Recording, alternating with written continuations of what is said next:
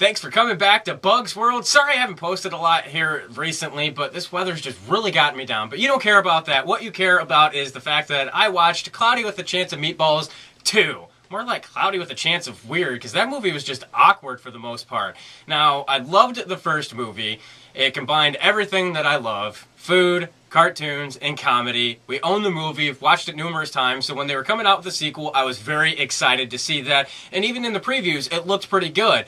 But then the movie was just awkward. Now, I'll get into the good, the bad, and the buggy. And the good was Terry Crews. He replaced Mr. T as Earl Devereaux, the police officer who's always trying to keep Flint on the straight and narrow and who's always getting into all sorts of crazy antics and stuff like that. So he was awesome in that movie. He had a lot of great comedy, and the cool part about it was that it wasn't just Terry Crews' character that was getting a lot of laughs. It was characters that were around him that were interacting with him and him interacting with them that added to the comedy and the overall flow of the movie. So Terry Crews was just awesome in that and was probably the main saving grace of that entire movie. Something else that I liked about the movie was it was just visually beautiful. They had creative ideas with the food and the monsters and the foodimals, as they called it, and with that, they had witty wordplay, and one of my favorite scenes is when they're cruising around on a boat, which was a car, and there's a leak, and then they cut to the front seat, and there's an actual vegetable leek that's sitting in the front seat. Those were some of the jokes that were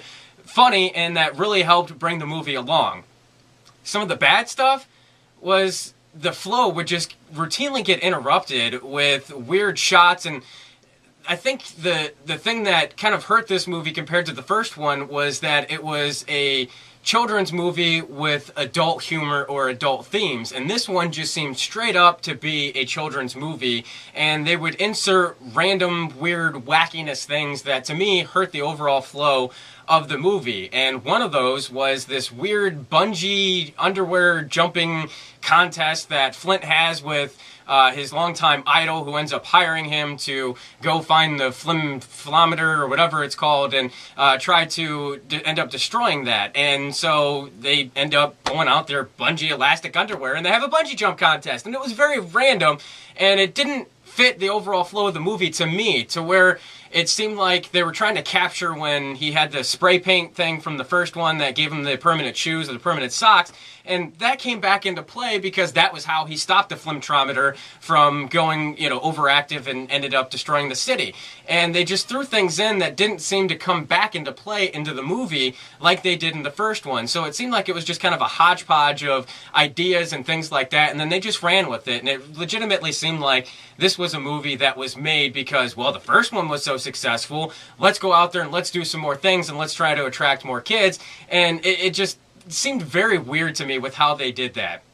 The other thing that I thought was kind of bad about it was it got to a point to where Flint realizes that these animals or these foodimals are real.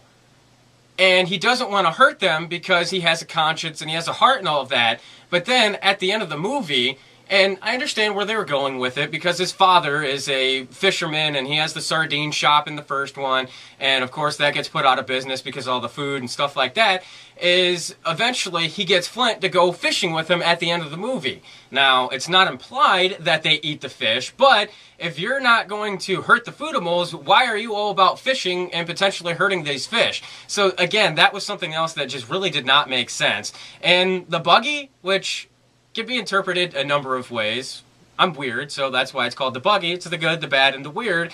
And this was just a bad weird. It was just, like, again, the overall flow of the movie just did not make sense, and I was pretty disappointed by it. I think overall, I would give it maybe a C, probably a C+, and one of the ways that I rate movies is a thumbs up or thumbs down as far as whether we're going to own it.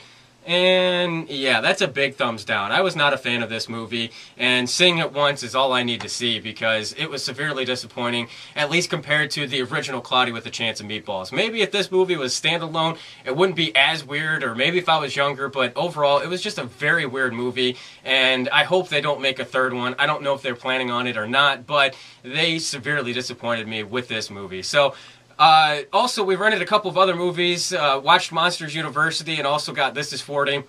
So I'll be doing a review of those here in the next couple of days. So make sure you stay tuned for that. Thanks for listening to Bugs World.